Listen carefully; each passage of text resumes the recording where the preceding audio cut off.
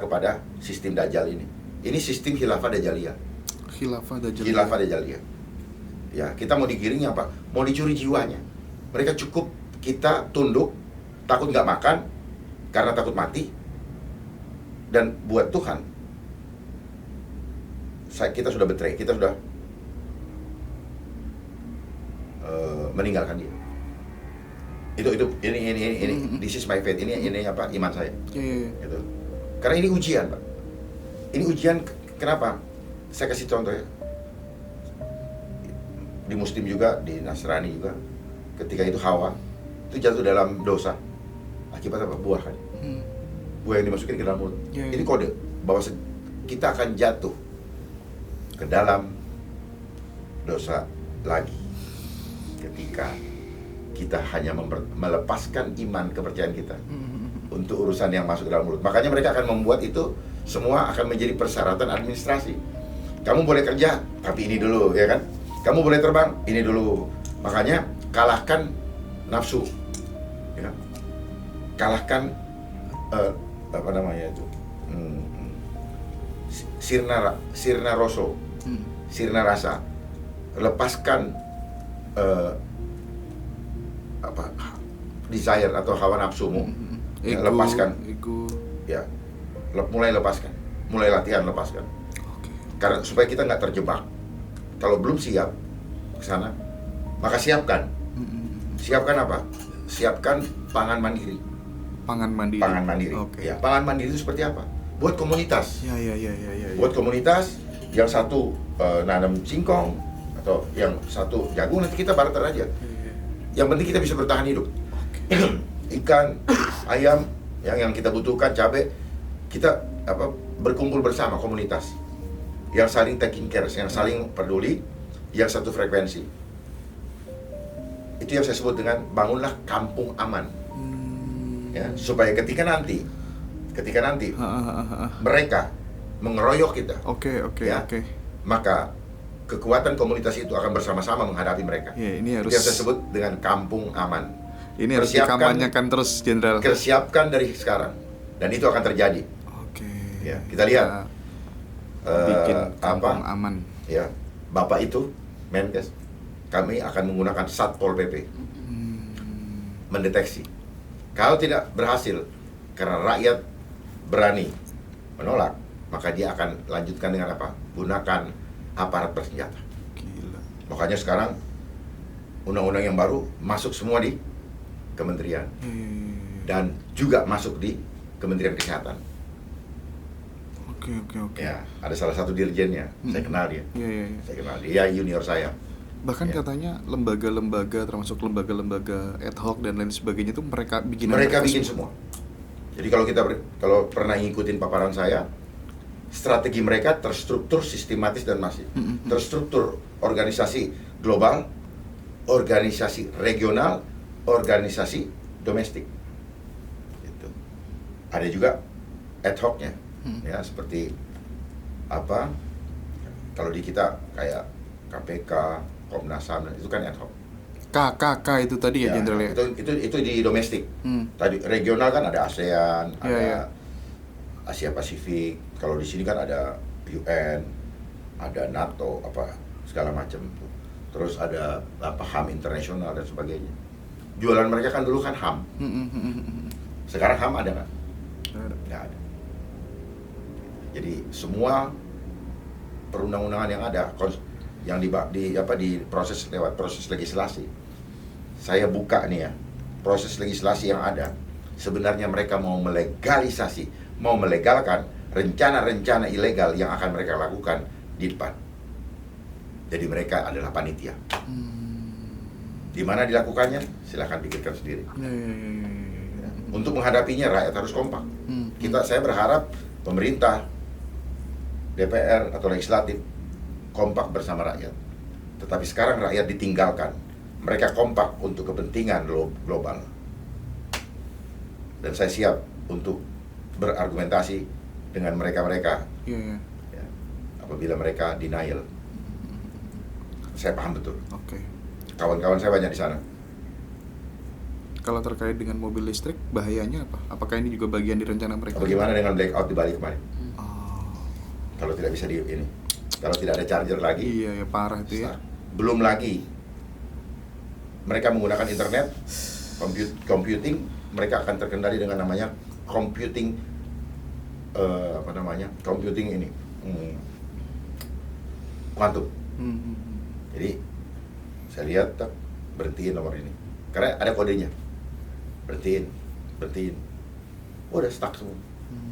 Ya, mau ambil ATM, kawan saya di Bali lapor ATM nggak bisa diambil, mereka datang ke BCA udah numpuk. Kenapa bisa hidup? Karena ada genset. Ya.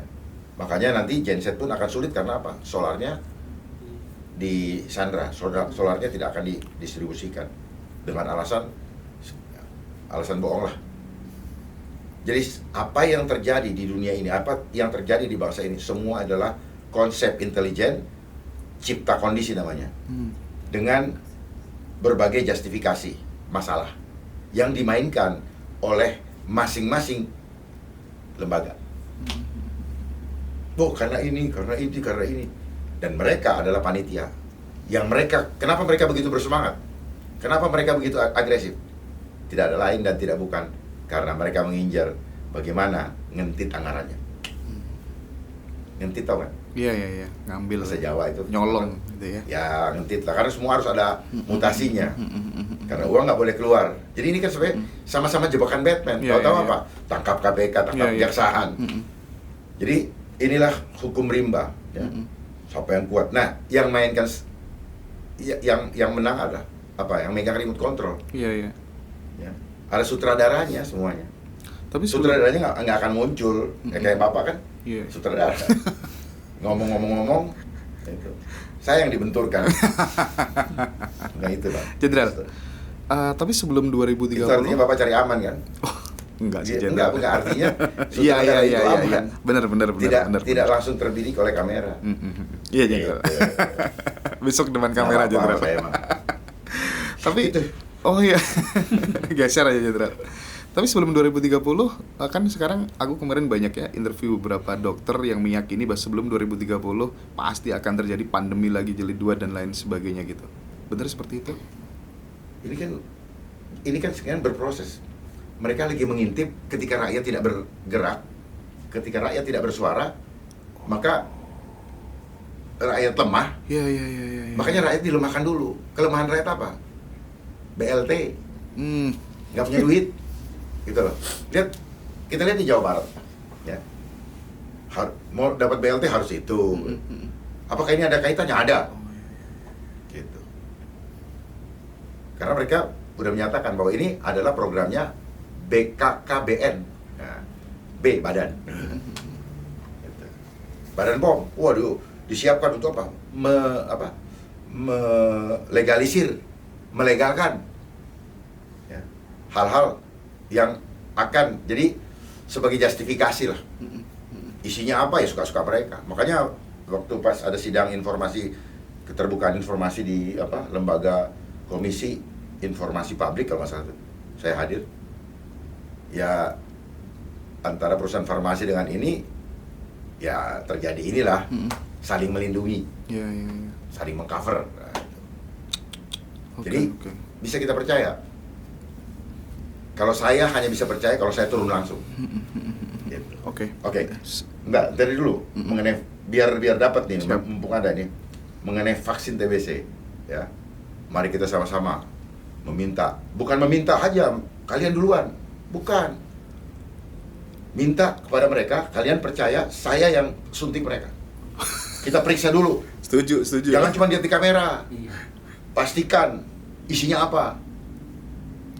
Nanti saya ukur, benar nggak ini? Oh, tulisannya sama, labelnya sama, isinya udah diganti sama sirup, misalnya. Ayo, ya. Jangan bodoh, hidup dan mati di tangan Tuhan. Ya, jangan takut, mati sekarang besok sama aja. Gitu. Ini kan karena takut aja. Makanya orang-orang itu takut hilang kekayaannya, takut ini, takut itu. Penyesalan akan ada di belakang. Catat omongan saya. Waktunya sudah habis. Waktunya sudah singkat. Saya bilang waktunya sudah habis. Sekarang ambil keputusan. Jangan tunggu kaget baru ini gimana. Saya lihat banyak sekali orang panik. Saya bingung orang panik. Tapi saya tahu mereka beragama. Tapi mereka panik. Waduh, ada yang gagal dari agama. Saya beragama. Tapi ada yang gagal. Ada yang keliru. Keliru di mana? Keliru memahaminya. Gitu. Keliru memahami dan hanya bicara teori, jiwanya tidak dihidupkan, tidak menghidupi jiwa. Itu yang penting, Pak. Jiwa ini penting sekali. Karena itu yang mau direbut oleh sistem khilafah dajaliyah. Dia nggak penting sama tubuh. Tetapi ketika jiwa kita kalah, maka di situ dia. Karena apa? Kekalahan di alam spirit, di jiwa kita kalah, maka kita akan menyerah. Makanya dihantam dulu jiwanya, ditorture, dianiaya dulu, takut-takutin. Gitu. Makanya saya paham. Beliau yang nakut-nakutin rakyat itu, dia paham teori ini. Ya, dia paham energi, dia paham masalah frekuensi. Dia paham vibrasi. Jadi mereka bermain dengan frekuensi. Saya kasih tahu aja nih. Jangan terus suruh berdebat secara ilmiah. Ilmiah dia yang bikin kok. Jangan harap hal-hal yang buruk. Akan ada referensinya, kalian akan dapat. Kalaupun ada referensi, itu peristiwa-peristiwa yang lalu yang sudah banyak menjadi korban. Makanya mereka ajarkan apa? Kaidah ini. Wah, berdebat lewat ini. Mereka menggunakan data orang. Orang ngumpulin data pun dia nggak tahu. Ngomong, ngebacot begitu. Coba kalau kita challenge. Mereka hafalan, bos.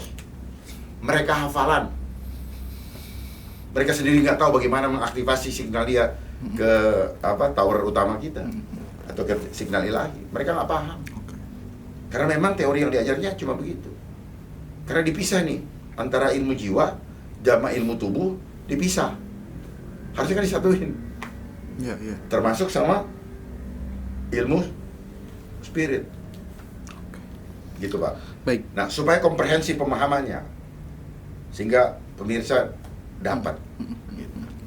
Satu pertanyaan terakhir, Jenderal, sebelum nanti dilanjut sama Bu Citra. Oh, kenapa terakhir? Jadi gini, saya tuh kan berharap suatu saat nanti tidak perlu ada lembaga yang namanya lembaga ad hoc yang namanya KPK, karena institusi yang namanya Polri, Kejaksaan dan lain sebagainya itu udah benar-benar dipenuhi oleh orang-orang yang berintegritas. Kita tahu bahwa institusi seperti Polri itu dipenuhi oleh orang-orang yang berintegritas. Kita maksudnya, tahu itu harapan atau harapan dong. Harapan. Artinya gini, kita tahu sekarang Polri itu kan tidak mendapatkan kepercayaan dari masyarakat.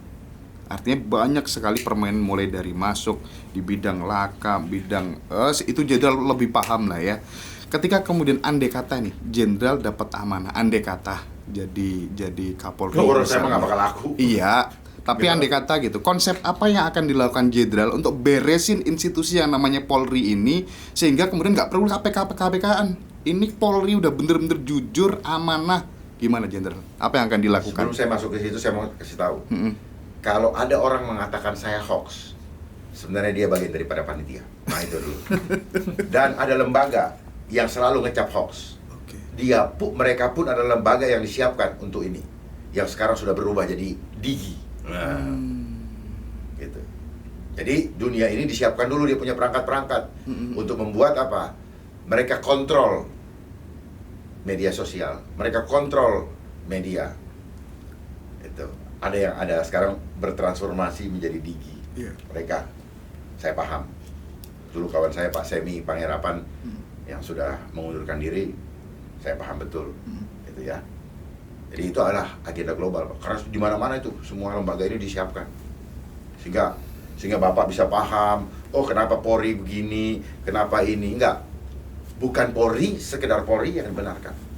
Ikan busuk dari kepala. Kalau kita bicara tata pemerintahan, tata kelola pemerintahan, maka semua dimulai dari kepala negara. Bukan di Polri. Di Polri adalah bagian daripada turunan persoalan. aja ya. Itu. Kenapa? Karena ini adalah konsep revolusi industri.